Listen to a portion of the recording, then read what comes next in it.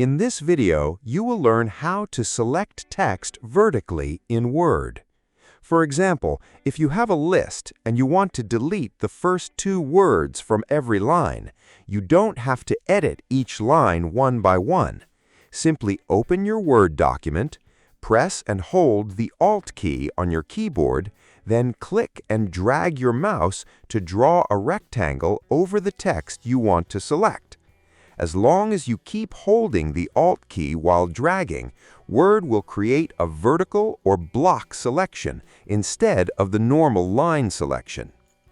Once you've highlighted the text, release the mouse and then the Alt key.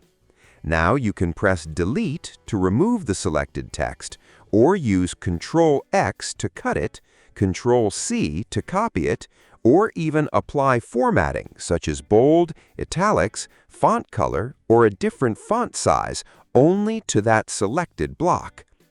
This trick isn't limited to lists either. You can use it anywhere in your document whenever the same text appears in the same position across multiple lines. Make sure you're holding the Alt key before you start dragging the mouse, because dragging without Alt will perform a normal text selection. If you found this tutorial helpful, please like this video and subscribe.